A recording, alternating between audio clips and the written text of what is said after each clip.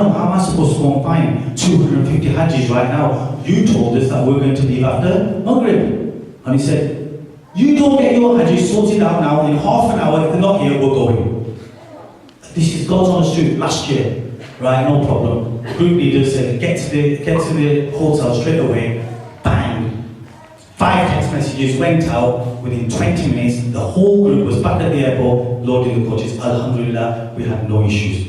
But the communication is absolutely vital. If we can't find you, or the ladies can't get hold of you, or how you interact between amongst yourselves is entirely up to yourself. But that mobile phone is crucial. Last year, 2 years ago, we went to Makkah Mukarramah. We'll give you all the identification you need.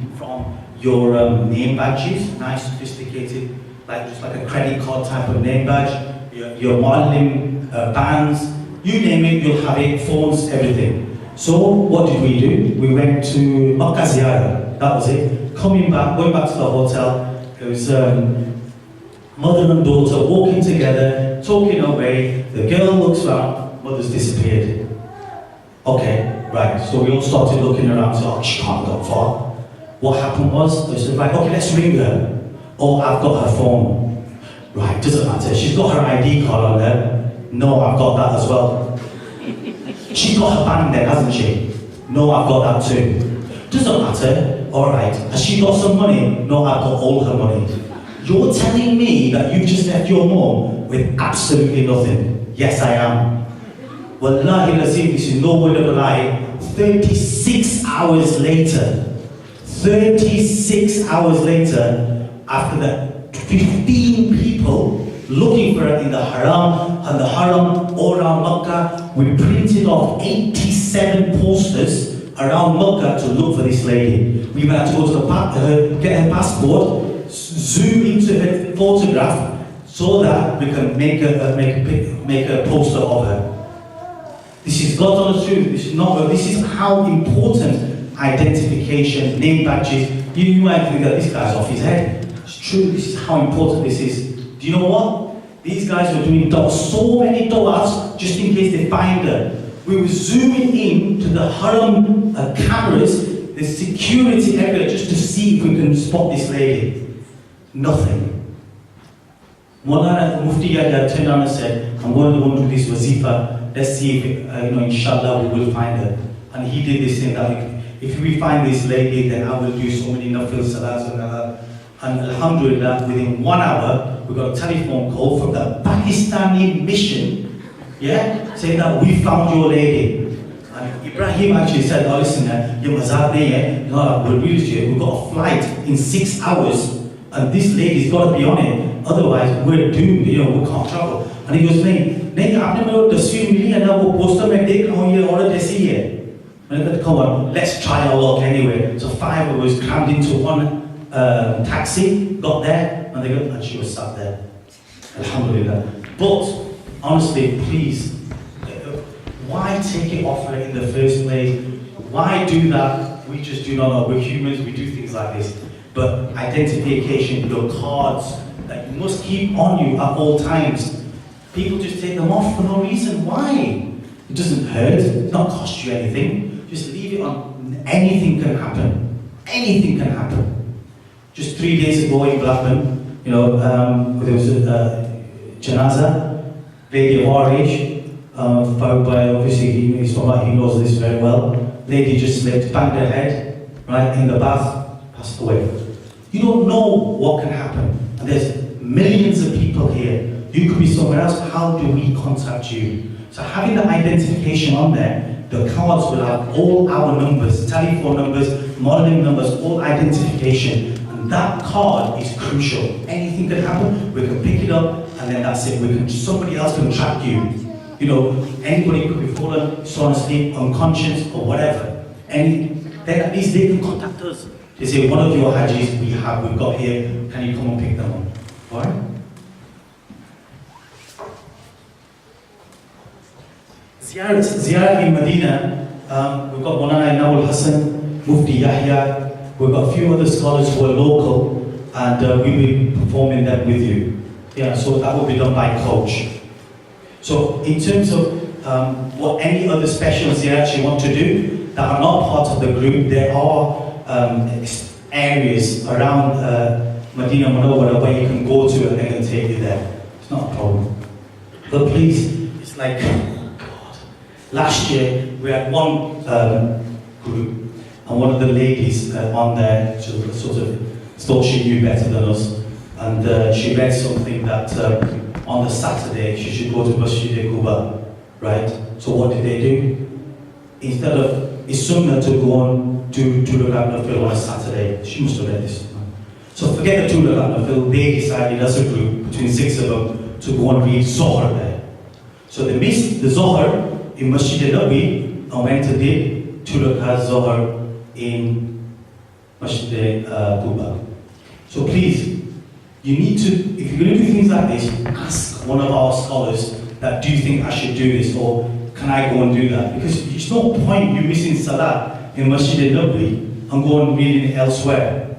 I know people that read Salah in their room and not going to Masjid al-Nabi, but that's another whole topic, which we'll not cover today. Okay.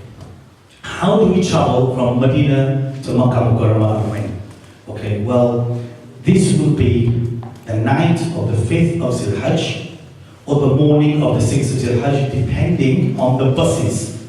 The buses that are given to us from the Niqaba. Niqaba is the government which controls, the Ministry of Hajj controls all this. So if you say to me, he said, right, okay, we've been told that the ministry will get the buses, go after Asr on the 5th of Zil Hajj. They could come at Asr, they could come at Maghrib, they could come at Zohar. But this is out of my control. We can't control them. They tell us. But bear in mind, they do a fantastic job. They are trying to shift or move around 3 million people at one time. We can criticize them as much as they want, but we can't even organize a football match at Wembley Stadium without having 10,000 police out there. When you're there, you'll have you'll see the odd policeman, whatever. They do an absolutely sterling job of what they do to it. Maybe we have to wait around for 1 hour, 2 hours, but it's nothing in the overall scheme of things. So, inshallah, it will be the night of the 5th of Zil Hajj or the morning of the 6th of Zil Hajj.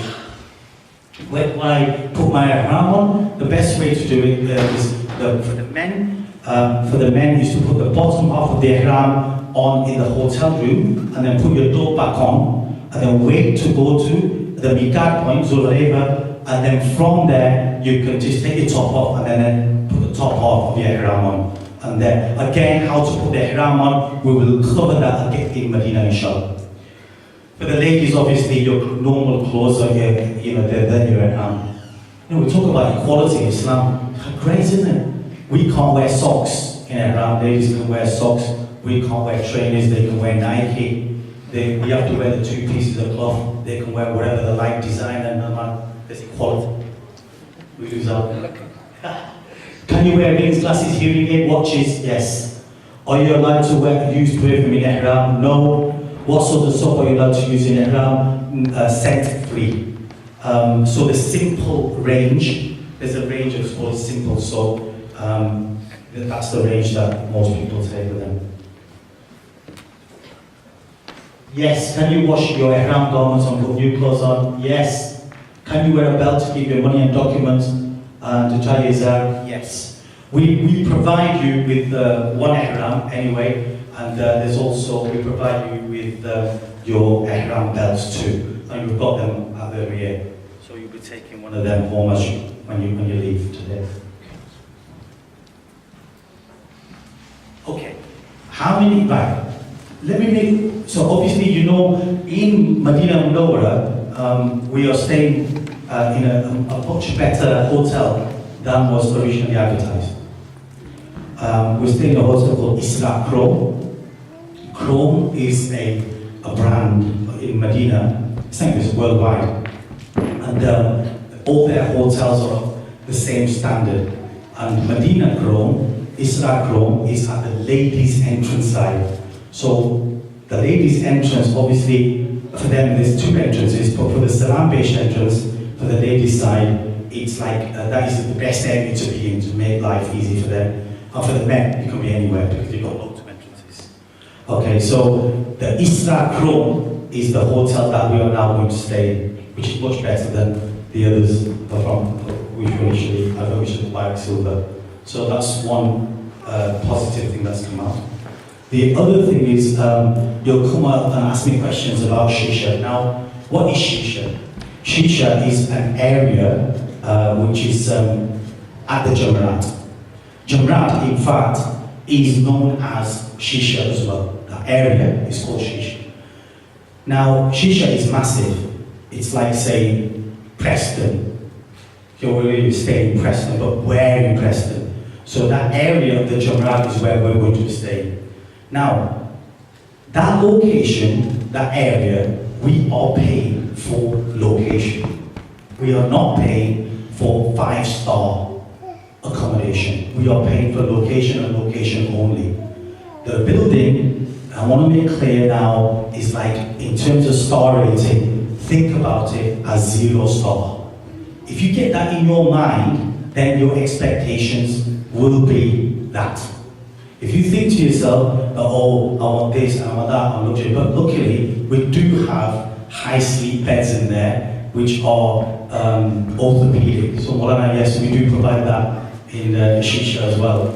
And it is sharing, so men on one floor, then the ladies, and then men again. And it's a flat system. So in one room, depending on the size of the room, will be a number of beds. So it could be 4 beds, it could be 5 beds, it could be 7 beds, depending on the size of the room. So you will have a high sleep bed, and you have obviously your own quilts and so on and so forth, and space to put your luggage.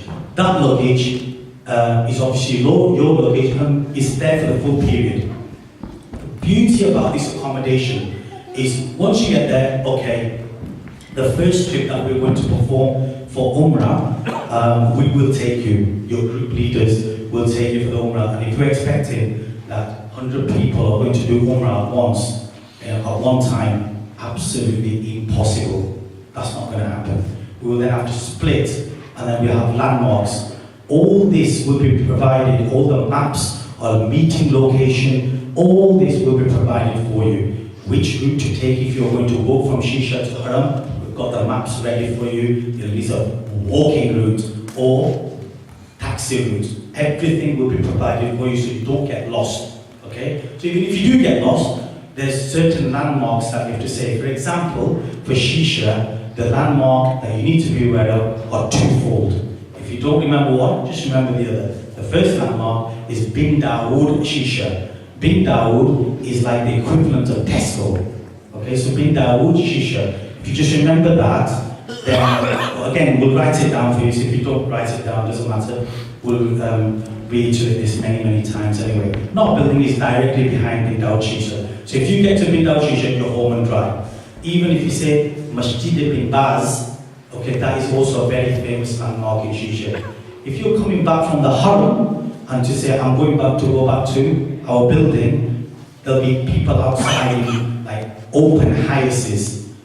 You know, the van's hiace, we're just sitting there and they'll just jump in there and say, they may be shouting Azizia, because Azizia is a point further on from Shisha. Shisha comes first and then Azizia, but the route is the same. So even if they're saying Azizia, say go halfway, you'll see blue neon lights for Bin Dawood, and you just say, right, stop the vehicle, you come out, and then, because it's not like bus stops there, you know, you just come and tell the driver stop, and they'll stop. So, how much do I need to pay for a bus or a coach from Shisha to Makkah? Now, this varies on the time that you go. So, in the Hajj days, it can get very expensive, because they can charge whatever they like.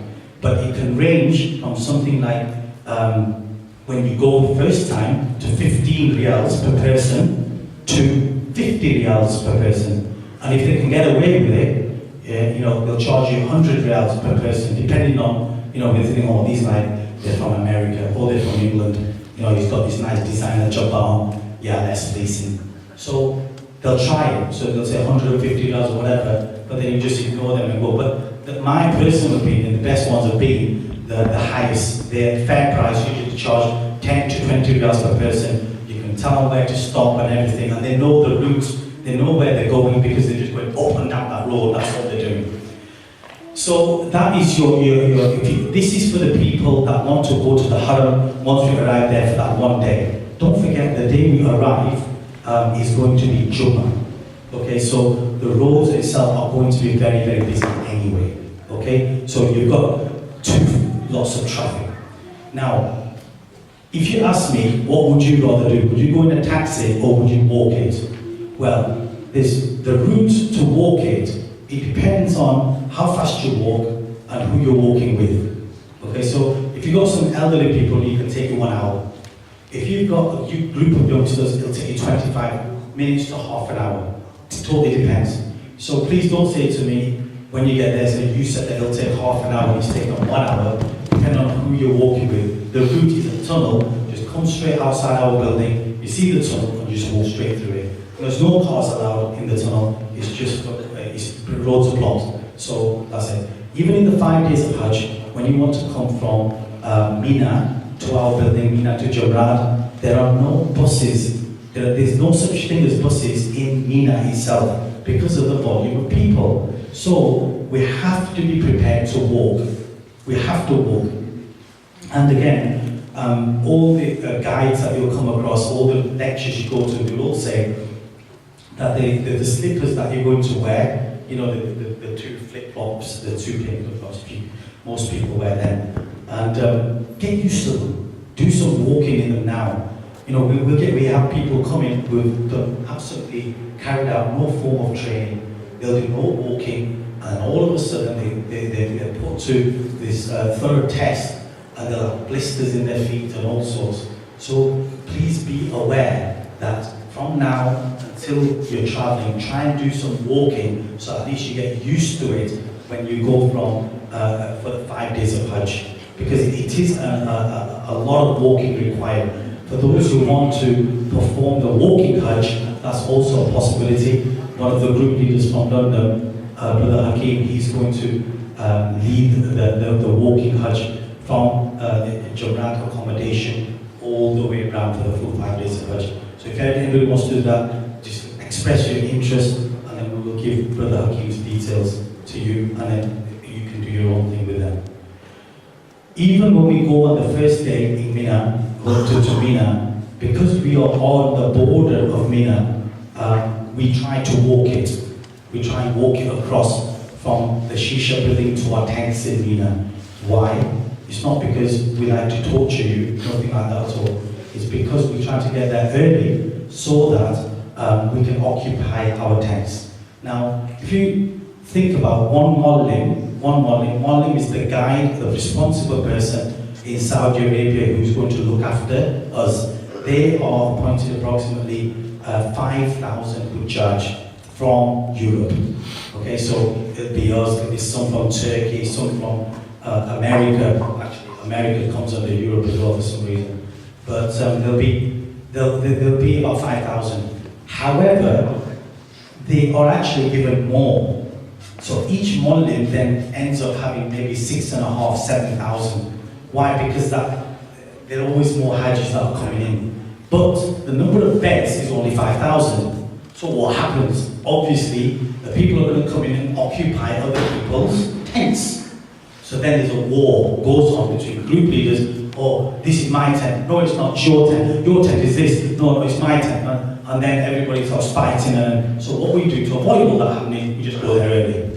Go in our tent, yeah, our name's on there, that's it, that's us. So the sooner we get there, the less the aggro. You get there, go to sleep, you can pray 5 times Salat in Mina, and you're all honestly stress-free. When you see other people coming in at Zohar time, you know, or between Zohar and Asr, you know, looking for tents, or but it's hassle. So we try to avoid that. For those people who do not want to walk across the border and want to wait for the coaches to come, that too is a possibility. It's not a problem. It's just that we are then in the hands of the ministry. We have to wait.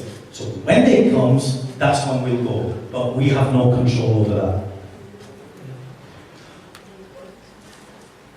Okay. Again, in Shisha, we have our own, because we have our own chefs there. We're cooking the food on site, so it'll be fresh food provided. In the 5 days of Hajj, so before we go there, when we land, the food, before we go up to Mina, will be provided 3 times a day. And then in Mina, the first day and the second day, we were in the hands of the Muallim. And then the 3rd, 4th and 5th day, that is when you will appreciate what the building stands for. So, the first day you've done your Mina, you don't go back to Mina, or obviously you come back to Mina after you've gone to Arafat and Muzdalifah. So 2 days you're going to be in Ihram. On the 3rd day, when we come back from Muzdalifah back to the tent to drop our luggage, the excess luggage that we've got, and then we walk to Jamrat to do the pelting of the first shaitan, the big shaitan. Okay? So we've done the pelting of the shaitan. The people that don't have accommodation in Shisha, and they have accommodation in Makkah or don't have accommodation at all, they will then walk all the way back to the tent. That journey from the tent, Mina, to the Jamrat is approximately 45 minutes walk. 45 minutes. But then, if I said to you that, look, come on guys, we've got another 45 minutes to go, then you just want to kill me at that stage, because you're absolutely shattered. 2 days, 1 night, absolutely no sleep, it's hot, still hot out there.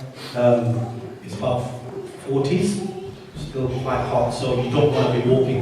But what you'll be doing, you'll walk for about 15 minutes maximum, even in the rush. You'll walk 15 minutes into your building and then just relax. Take it easy, aircon on, chill out. Then what we will do is we will let you know when your Qurbani has been performed. Once your Qurbani is done, then you can shave your hair, cut your hair, whatever, which is again, the barbers just across the road, so you can do that. And then you're out of Ihram. Once you're out of Ihram, your normal clothes on, trainers, whatever. Now, please bear this in mind, that on the first day, yani the 3rd day of Hajj, the first day you're out of Ihram, we will not go and perform Tawaf Ziyarah that day. Although it is the Sunnah to do so. Why? Okay. All of you probably read or should know that there's some major works being carried out in the Haram at the moment. Huge amounts of work. We've seen it with our eyes. And what's happening is, if you imagine the first floor and the second floor of the masjid, they've taken a quadrant out of the first floor and the second floor. So you cannot do the full tawaf on the first floor and the second floor. So what they've done, they've calculated this, that we reduce 20% of the quota in for the world, so 20% cut. So we reduce the 20% of the people coming in. And we'll make one floor on the madaf, a suspended floor on the madaf for tawaf. Still not enough. We've seen it with our own eyes, and hence why you've performed Tawaf Ziyarah, you've got from the 3rd day to the 4th day to the 5th day to perform it. So why put yourself in that situation? Last year it was so packed they had to close the doors of the Haram. So don't do it on the first day. The time we do it is on the 2nd day after Isha, when people go off to eat and it quietens down. I'm not saying it's going to be dead, but a lot less quiet. Sorry, a lot less quieter than the previous day anyway. So we do that on the 2nd day. You're out of Ihram anyway. It makes absolutely no difference to you guys whatsoever. In fact, it gives you rest. The first day, when you're on the 3rd day of Hajj, at least you're relaxed. You don't need to go back to Mina until after Isha, after you've eaten in Shisha. So after you've eaten there, take a relaxing walk back to the camps, and then you stay the night in Mina. I don't want people to be staying the night in Shisha. You could argue that that border that we are staying at is part of Mina, yeah, I know it all. But the issue is, come on, we're defeating the object. We want to face the time, spend the time in Mina with all our colleagues, sleeping on the mattresses, and that's what we want to do. So although you've got the convenience of having that building there, and it's absolutely fantastic in terms of, don't forget, location. I'm not talking about stars here, and you really will appreciate it. Then don't take advantage of it. That's all I would say. For your own benefit, not for my benefit, for our own benefit. And it's secure. You'll have your own security there at the doors, and nobody else except our group will be in the building. Okay. The food in the building will be fresh. So again, anytime you want to come back to it, have a shower, get changed, because you will be very sweaty because it's hot, then it's available for you. It's not as if we lock the doors and you can't come back to it. Okay? So that is shisha. Any questions about shisha itself? How many people will be in the room? Ranges from the size of the room. Could be from 5, could be to 8, depending on the size. Any questions about shisha itself? No? Great.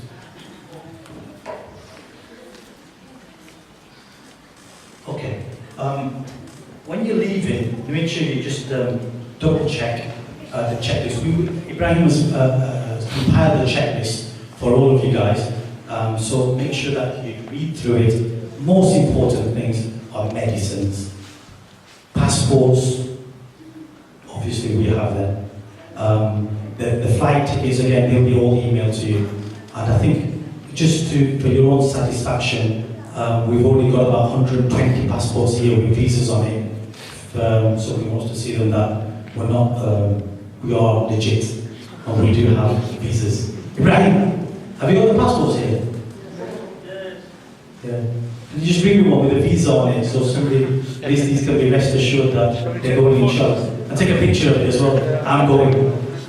Well, no, inshallah, alhamdulillah, we are one of the lucky ones, fortunate ones, that we don't really have that issue.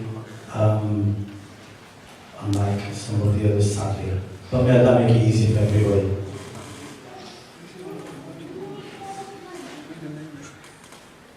Ibrahim Mal. You're bound to get one, aren't you?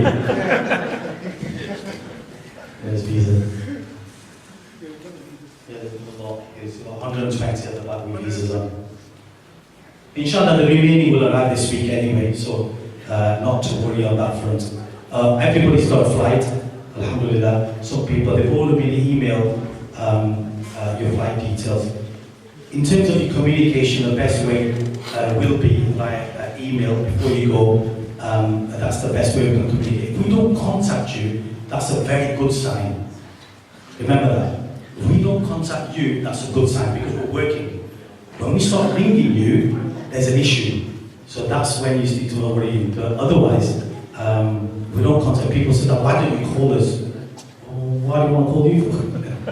It's not that. It's just that we're working away. If there's a problem, then we'll call you. But other than that, we've got to think about is we have 261 passengers, and every one of you are equal. We're all equal, and we don't think to ourselves, oh, let's concentrate on people that have got issues. Like for example, what's an issue? It could be that the surnames, the husband and wife, the surnames are different. So we have to prove to the embassy that they are married. So then we have to ask for marriage certificates. No, it could be brother and sister. Even brother and sister have different surnames. So sometimes we have to prove through birth certificates that they are actually brothers and sisters. So the embassy is getting stricter by the day, but it's in a good way.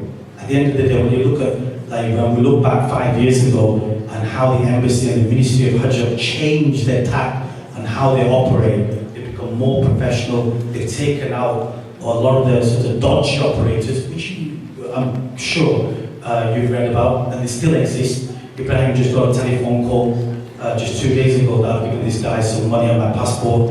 He's returned my passport back with no visa. The guy's phone's dead, and he still wants to go to Hajj. So these stories, horror stories, I'm sure, I guarantee, has gone across every single one of your minds. That what if these not run away from man?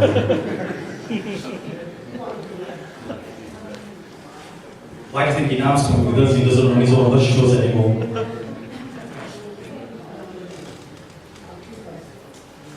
Okay, this is a very important slide.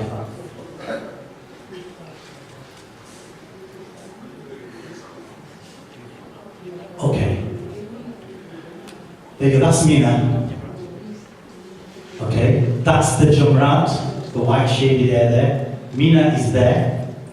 In between there are two mountains which we will walk through. Okay? Haram is here. Azizia is there. Our building Shisha is here. Right? There. The first set of buildings, that white shaded area, from the Jamrat, which is there, that's where our building is. And then, I'll show you the other side, which will demonstrate the walking route. And then from there to there, that distance here, walking is about an hour. From there to there is another hour. This is Muzdalifa area, and Arafah is here. From there to there is 8 kilometers. Okay? But all this route here, you'll be doing by coach.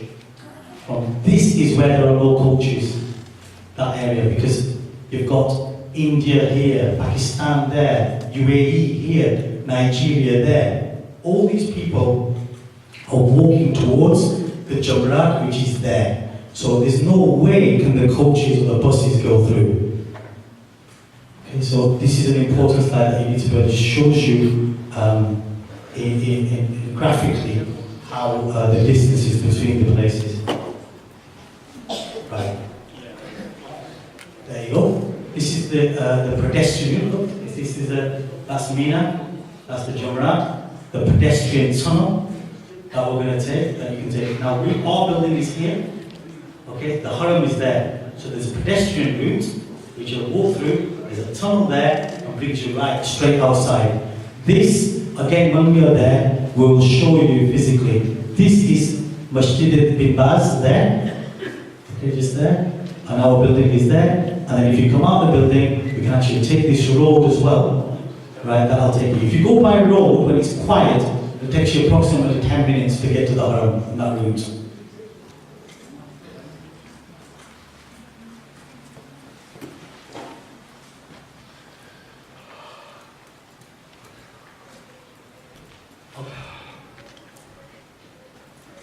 Right.